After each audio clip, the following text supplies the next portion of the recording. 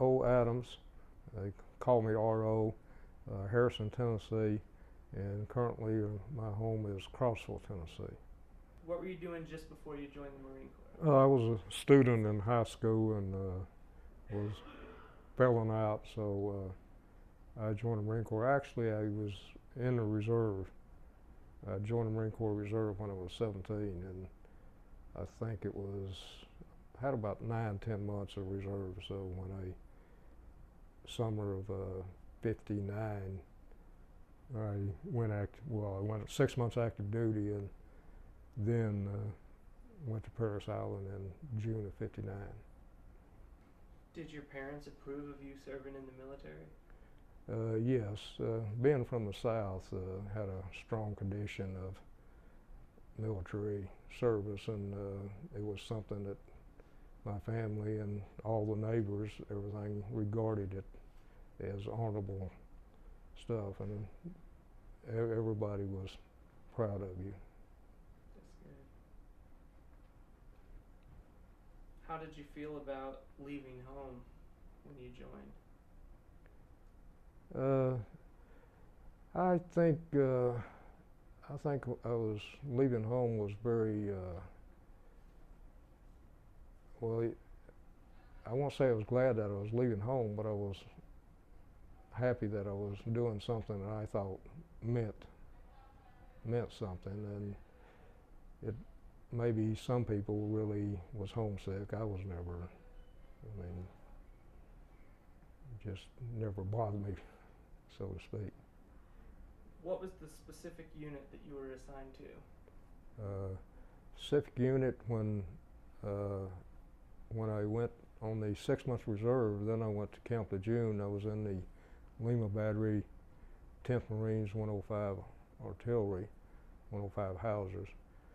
And when I completed my 6 months, I was sent back to the reserve unit, and then I went active duty 4 years in I think December of '59. What year did you get to the Purple Foxes? I went in we went in Purple Foxes time. We went in 364 in '63, 1963. Exactly what kind of training did you receive, and what was the most helpful part of that training? Well, the training we did was basic mechanical fundamentals, they called it, and it kind of orientated you to what you was interested in, and that was a 4-week course. Then I chose helicopters as my basic field, and never regretted it. It was always a good choice. What was the mission of your unit?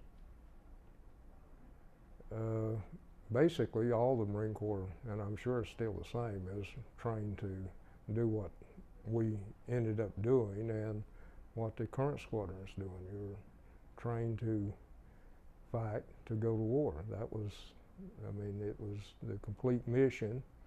And even though as a young PSC, Lance Corporal, I didn't realize that what we trained to do was actually exactly what we ended up doing in South Vietnam.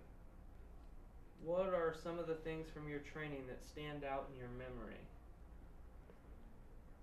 The real training that we received was basic airmanship, mechanics, and the flight training was probably what stood out. Operating the rescue hoist and doing the external sling work. The first 362 and 364, we really had no gunnery practice prior to getting involved in the war. Later, that in '65 or so, that had changed, and the squadrons had added gun training, firing weapons. What was a typical day like in your life during the war? Well, our typical day was actually boring. You did the same thing, it seemed like, day after day. resupplies, and as we said, 80% born and then 20% sheer terror when something bad happened. So that was, I think, about average to everybody. When I say boredom, it wasn't boredom like civilians think of. I mean, we were doing stuff and it was interesting, but it wasn't exciting and terrifying and particularly dangerous, most of it. How many times did you go into Vietnam? I was in the Marine Corps. I was there with 4 different squadrons, 4 different times, total of about 3 years. Describe your living conditions while in Vietnam. Well, the first tour over there at Soc Tran was living in tents and dirt, of course, dirt floors, big 18-man tents. We eventually, everybody got pallets, used pallets, and kind of floored your tents up. But that was just really bad conditions. When it rained, you had 2 inches of water in the floor and everything, which it rained quite a bit down in the Delta. And when I went back in '64 up at Da Nang, we had the old French barracks, which was quite a bit better. They were just a big open bay, long barracks. I guess Foreign Legion or something had used them, and you had the outside. You know, there's no latrines inside. You went down to the latrine, but it was a latrine, and they had showers and everything. When I went back in '65, we were back in tents right at the foot of the runway at Da Nang. That was in 361, and they were building Marble Mountain, but we got there before it was actually completed, so we stayed at the runway. The old barracks that we'd used in '64 had become officers' quarters for some of the division or something. They had taken over the compound. We moved to Marble Mountain about 2 months before I was rotated back to Okinawa to form 163. And then when we deployed into Fubai, we were in tents again, but they had the Seabees come in and build hard stands. The tents had about 2 feet off the ground and had floors and a regular, I don't know, rafter type things to put the tent on instead of being a tent where you had tent posts and everything. That was quite a bit better than the regular tent stuff. It was, again, we had good share quarters and had a regular mess hall. Was fairly decent living for a war zone. How did you communicate with everybody back home? Oh, well, that was the old snail mail, and of course in Nam we had the free franken deals, but it was mainly just the latter, which for me was once or twice a month, and then mother would write basically about every week, but I would write maybe once, twice a month. And telephones were not used very much either. No cell phones or anything. Can you describe your feelings during combat operations? Well, your feelings during the conflict, mine, when something happened, when you was getting shot at for you. I mean, I'm assuming that's what we were talking about. When you were getting shot at, you really didn't have any emotion at all, except to try to suppress the fire and get out. And like Churchill said, one of the greatest things in the world is being shot at with no ill effects. But it was a feeling that when you went in and you knew it was a hot LZ and you went into it and you knew you had to do it, pull somebody out, and when you come out, it was just like I was king of the mountain. That was at least my feelings. I don't want to sound too heroic, but I was never actually afraid. It was always they trained me to do this, and if I do my job properly and our pilots do their jobs properly, we'll go in and make it back out, and that's what we basically did. The training was it entirely. Said the first couple of years with 362 and 364, we really didn't have, as I said, didn't have gunnery training. But when I came back in 64 and I went in 361, we was forming a squadron to go back. Well, there was 3 of us guys that came back, and the squadron, that's the one that was in. It really started gunnery training. So they had us 3 veterans that had just got back, and they put us in charge of training the guys fire the M60 out of the machine gun, out of the door and stuff like this. And that was the only difference, the only training that they actually needed before when we went in the first time was the gunnery. Everything else was, that was what you were trained to do. And I said, other than lacking the gunnery training, which they picked up, it was absolutely just standard. You go out here and move a platoon of troops or a company of troops from A to B. You haul supplies around the people so they can heat and have water to drink. It was, as far as I was concerned, routine stuff, nothing that you didn't really do in the States. What did you notice that was different when you got back then? The country was changing from 62 to 66. People were getting to be against the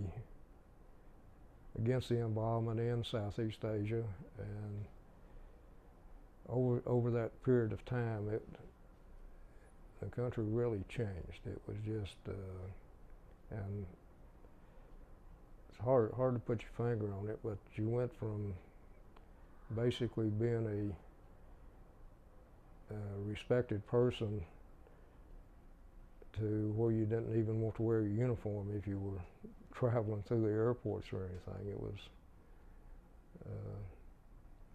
a very, very difficult period for everybody. What was your happiest, your funniest, or your saddest memory of the war?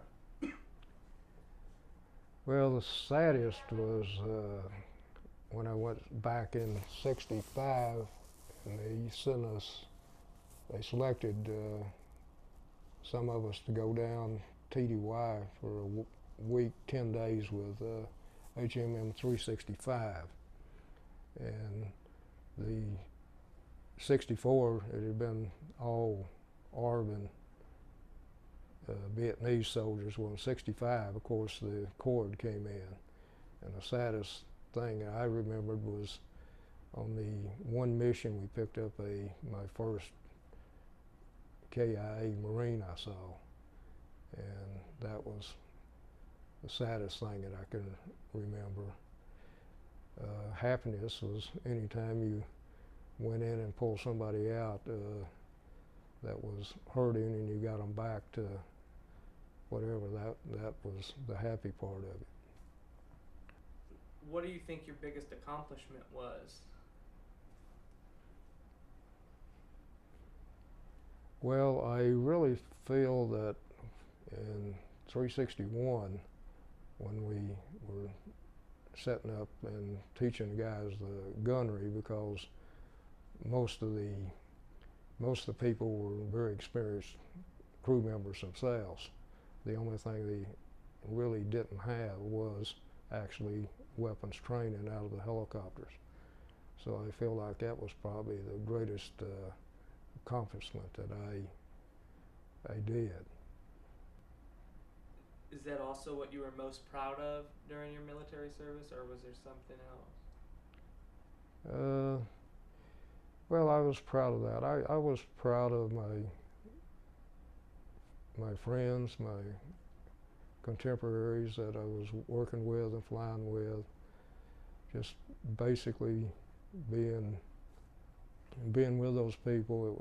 They were a great generation, as they say, and just being associated with them even today gives me a feeling of pride in ourselves. What impact did your unit have on the war?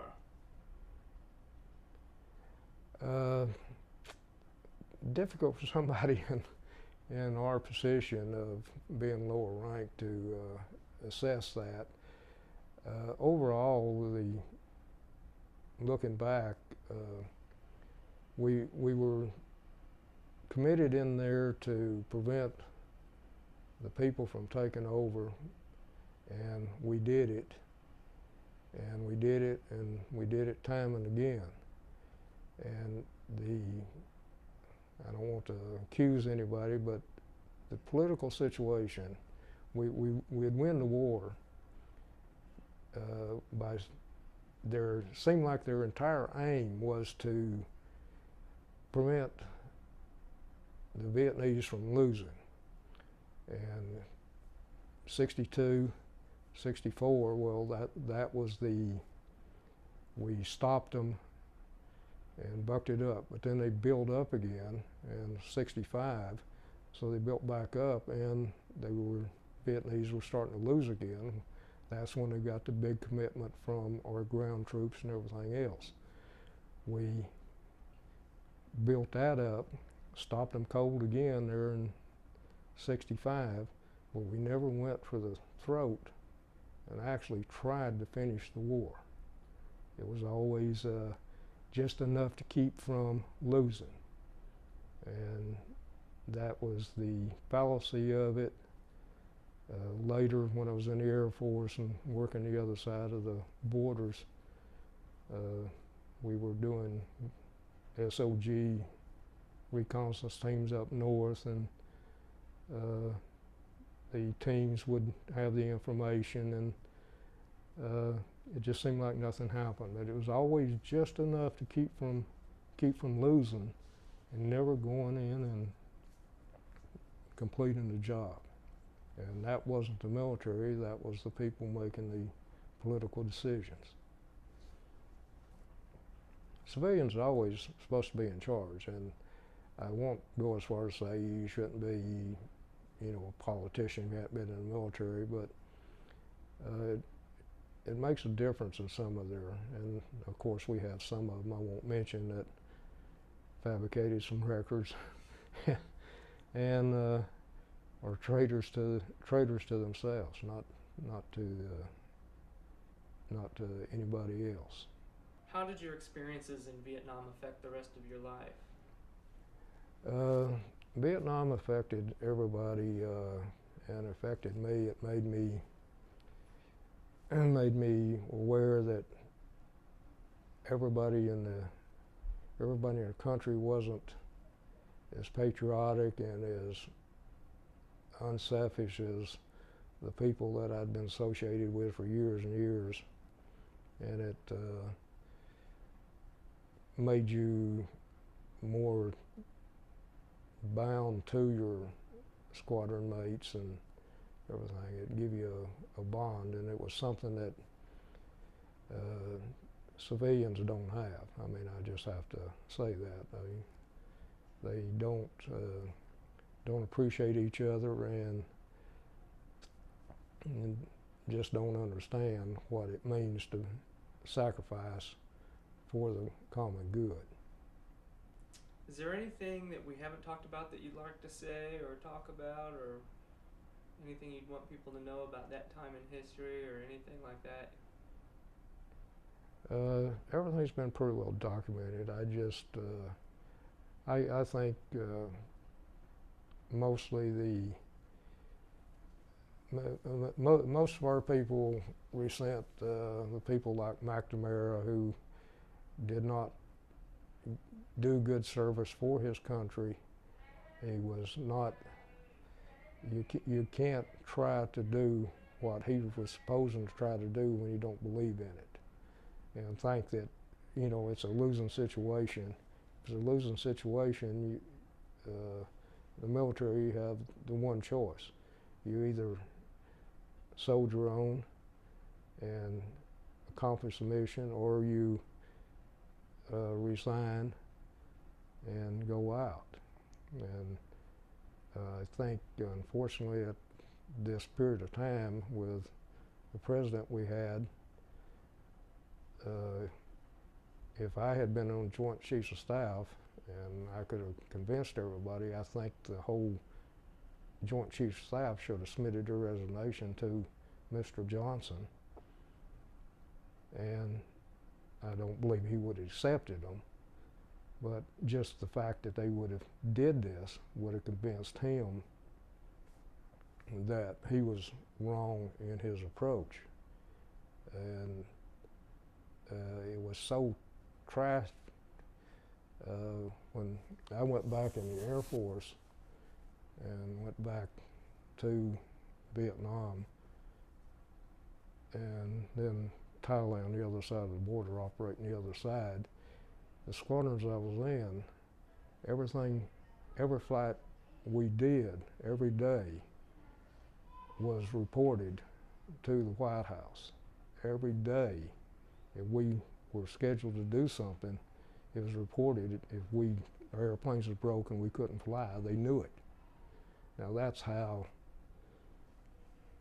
thumb they had on it, and that's ridiculous. I mean, it was just no way to do it. They didn't need to have that big of a thumb, as Johnson said. They can't bomb an outhouse without my permission. Well, that was the way he was running the war, and that was why we ended up in the situation we did.